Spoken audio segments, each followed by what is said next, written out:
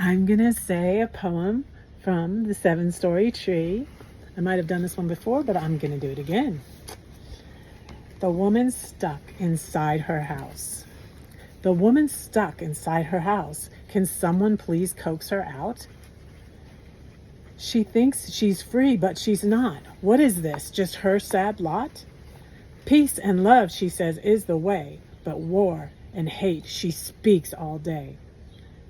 The Beatles sang of nowhere man. This woman's also in his land. Can someone help to stop her pain? If Scarecrow only had a brain. She talks down from her high horse. She can't understand what she does, of course. She's stuck in I, me, my land, while others try to take her hand. She talks of open-mindedness, yet closes the door on their kindness. Lonely, jealous could she be? Yet she has lots of company.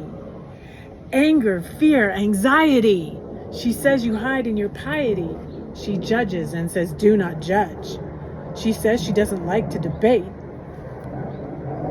But she starts it up. She is too late. They say you become like what you focus on. Well, I won't worry about her. I'm gone. Are you offended? You shouldn't be, because this poem is about me. I started writing that poem about someone else. It was my ex's aunt that I had gotten into it. Of all things, the reason why I was a conservative was the abortion issue.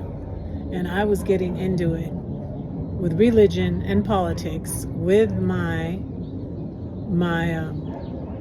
ex's aunt, who's a liberal like I am a liberal now too. And now that I understand the things that aren't available when abortion is illegal, that the women who miscarry cannot get a D&C, which is life-saving, they have to. And then women are bleeding out and dying in parking lots because they can't get a D&C. So that's why I am pro-choice now. And that is exactly what my mom believed. She was a Christian, she was a liberal, she was for rights for everybody, she was pro-choice, because she didn't believe in inflicting her moral values on other people. But anyways, I started writing this poem because I was in that useless debate with someone who I now agree with their politics on. And I started writing it about her, and I was like, wait, I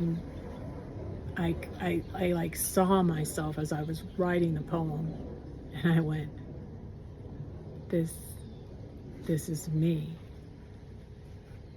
And it just woke me up, and I was just like, and at that time too, my mom had just, I think it was around the time my mom had just passed away, because she passed away in 2009, and this was around 2010. And I was like, it was not only wrong to get into that back and forth and that argument.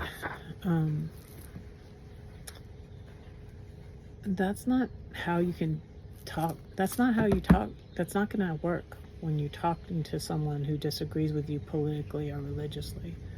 It just doesn't work. Take it from someone who knows, because I tried doing that for like 32 years.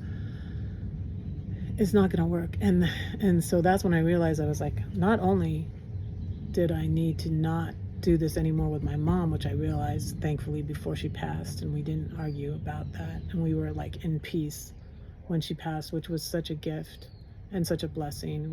We were not at odds with each other when she passed, because I was like, we agree about God and Jesus. That's enough, and that's what's important. And we didn't talk about that other thing before. And I remember a sweet time too. In 2008, the last time I saw my mom when I was out here in California, is she always sat in her chair in her office, and we were talking about my sister, and I got on my knees by her chair and we prayed together for my sister. So, to my sister, yeah, she loved you. I still love you. And yeah, that's someone who I also have been at odds with most of my adult life. So yeah, that was a sweet, sweet thing with my mom before she passed. And so I'm going to end my short video and say this early.